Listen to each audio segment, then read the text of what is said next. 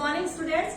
कल 8th class में हमने अंडरस्टैंडिंग लॉज के अंदर चैप्टर के अंदर पढ़ा था कि पहले कैसे लॉ थे, लॉ कैसे बनते, और अगर ये लॉ जो बन रही थी गवर्नमेंट पार्लियामेंट जो हमारे लिए लॉ बनाती है तो क्या उसका ढंग से इम्प्लीमेंटेशन होता है, क्या जो ऑफिसर्स होते हैं वो अपने बच्चों पर भी वो लॉ को अप्लाई करते हैं या नहीं करते। हमने एक स्टोरी भी देखी थी कि ना करप्शन हो रहा था, एक लड़का था जिसने क्राइम किया था लेकिन वो एक ऑफिसर का बेटा था क्योंकि उसको सजा नहीं मिल पा रही थी। फिर हमने कॉलोनियल टाइम का भी देखा था कि कॉलोनियल टाइम मतलब जब ब्रिटिशर्स हमारे इंडिया में थे तब क्या कंडीशन थी, उसके बारे में जो दूसरे हिस्टोरियन है वो क्या सोचते हैं। तो दो ओपिनियन हमने देखे थे, कुछ लोग उनके फेवर में थे, कुछ लोग उनके अगेंस्ट थे।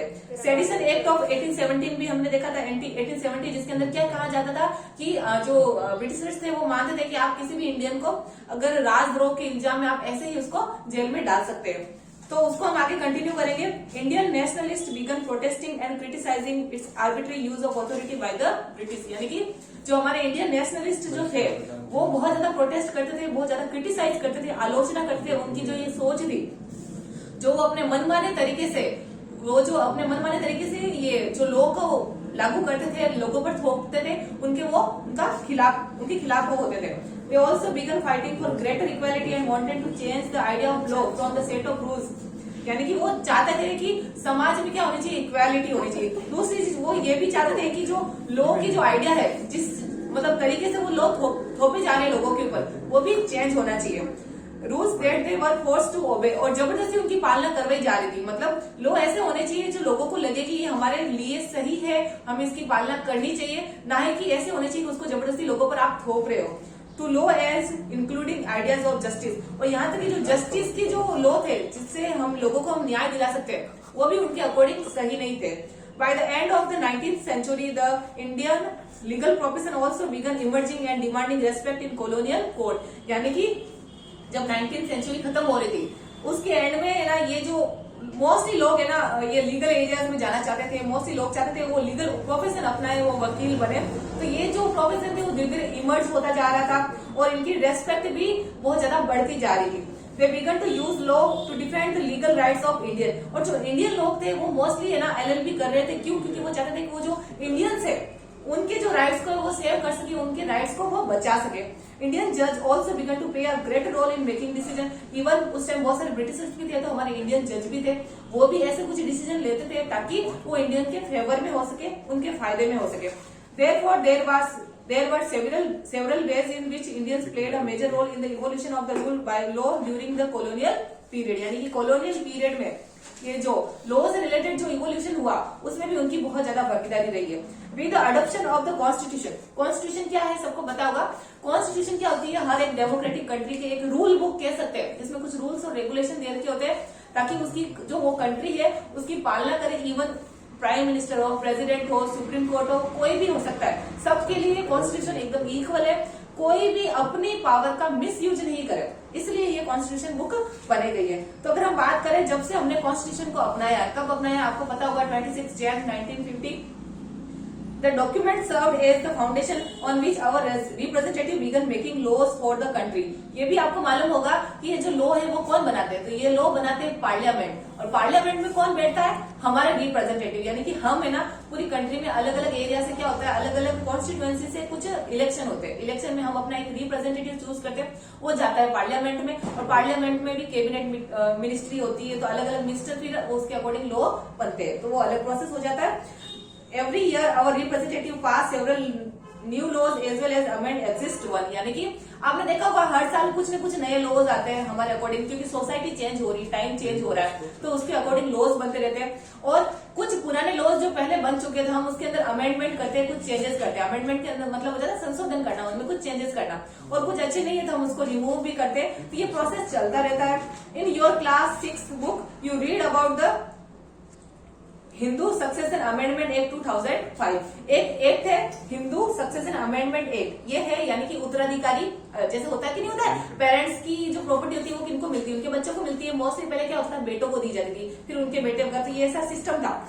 According to this law son, daughter and their mother can get an equal share of family property. लेकिन अब जो ये 2005 के बाद में जब ये एक्ट पास हुआ उसके बाद में क्या हुआ कि पेरेंट्स यानी कि जो पापा की जो प्रॉपर्टी होती है उस पर उसके बेटा हो फिर या फिर बेटी हो या फिर उसकी मदर ही क्यों हो, सबको इक्वल प्रॉपर्टी दी जाएगी।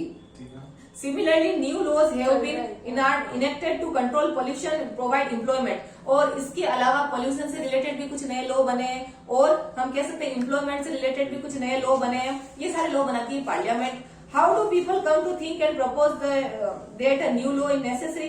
कैसे लोगों को पता चलेगा कि जो नया लॉ बना है ये हमारे लिए जरूरी है या नहीं, इसके बारे में हम आगे पढ़ेंगे। देखो, जो लॉ है गवर्नमेंट अपने अकॉर्डिंग लॉ बनाती है, पर ऐसा जरूरी नहीं है कि गवर्नमेंट ने जो बनाया वो अच्छा ही बनाया। इसलिए लोगों के हाथों में ताकत दी गई है, पावर दी गई है कि वो प्रोटेस्ट कर सके। जैसे अभी आपने देखा होगा किसानों का धरना वगैरह, क्योंकि उनके अकॉर्डिंग वो लॉ फेवर में नहीं था तो उन्होंने प्रोटेस्ट किया। तो जनता के हाथ में एक पावर होती है कि वो अगर वो चीज उनको पसंद नहीं आ रही तो उसके खिलाफ आवाज उठा सकती है, इवन वो गवर्नमेंट को भी दबा सकती है। नेक्स्ट हम पढ़ेंगे how do new laws come about. अब ये नए लॉ कैसे बनते हैं, कैसे हमारे सोसाइटी में आते हैं वगैरह। The parliament has an important role in making laws. First of all, law बनाने में सबसे इम्पोर्टेंट रोल किसका होता है? पार्लियामेंट का होता है। पार्लियामेंट में मैंने बता दिया है 2 हाउस होते हैं, लोकसभा, राज्यसभा और एक प्रेसिडेंट भी होता है। There are many ways through which this takes place and it is often different group in society that rise the need for a particular law। यानी कि हमारे सोसाइटी में बहुत सारे ग्रुप्स है, बहुत सारी कम्युनिटी है, कास्ट है, तो उनके अकॉर्डिंग हमें पता चलता है कि उनको किस चीज की जरूरत है, उनकी नीड से नए लॉ बनते हैं। जैसे कि हम कह सकते हैं कि अब जैसे कोई समझ लो कोई ना छोटी कास्ट है, उनसे रिलेटेड अगर उनको कुछ गलत हो रहा है तो हम उनकी वो जरूरत है कि उनको सोसाइटी में इक्वालिटी मिले, तो फिर हम उसके अकॉर्डिंग लॉ बनाएंगे। तो उनकी जरूरतों के हिसाब से नए नए लॉ होते रहते हैं। An important role of parliament is to be sensitive to the problem faced by people. और पार्लियामेंट का एक बहुत इंपॉर्टेंट रोल यह होता है कि जो लोगों की भावनाएं उनके प्रति वो क्या हो, सेंसिटिव हो। जब तक वो उनकी भावनाओं को समझेंगे नहीं तब तक वो उसके ऊपर लॉ कैसे बनाएंगे। जैसे घरेलू हिंसा होती है महिलाओं के साथ, तो जब तक वो उस बात को समझेंगे नहीं तब तक उसके ऊपर लॉ कैसे बनेगा। महिलाओं के साथ जो अत्याचार होता है, या फिर हम कह सकते हैं कि जो एजेड पर्सन होते हैं उनको घर से निकाल दिया जाता है, तो इन सब से रिलेटेड कुछ न कुछ लॉ बने हुए हैं। Let us read the following story to understand how issue of domestic violence was brought to the attention of Parliament and the process adopted for this issue to become law। यानी कि एक story पढ़ेंगे जिसके according हमें पता चलेगा कैसे है ना घर के जो मुद्दे होते हैं, प्रॉब्लम्स होती है, वो पार्लियामेंट तक जाती है, फिर पार्लियामेंट उसके ऊपर बनाती है लॉ। तो स्टोरी हम स्टार्ट करें। Domestic violence generally refer to the injury to harm or threat of injury or harm caused by an adult male, usually the husband against his wife। Domestic violence यानी कि घरेलू हिंसा। घरेलू हिंसा में क्या होता है, महिला जो होती है, मोस्टली घर के जो पुरुष होते हैं उनके द्वारा महिलाओं के साथ अत्याचार किया जाता है, उनके साथ बुरा व्यवहार किया जाता है, उनको मारा जाता है, पीटा जाता है, उनको मतलब उनको परेशान किया जाता है। अगेंस्ट हिज वाइफ इंजरी में be caused by physically beating up. अब ये फिजिकली मतलब मारपीट भी हो सकती है। The woman by emotionally abuse, या फिर इसको इमोशनली भी हम शोषण कर सकते हैं, उनके साथ बुरा व्यवहार कर सकते हैं, मतलब पुरुषों द्वारा महिलाओं को किया जाता है। Abuse of the woman can also include verbal, sexual and economic abuse. अब अब्यूज वर्बल भी हो सकता है, सेक्सुअल भी हो सकता है और इकोनॉमिक भी हो सकता है।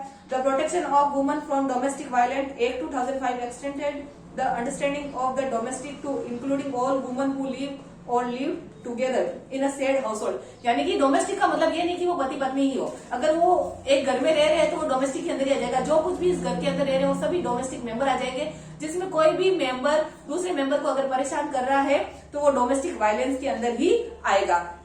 Thank you.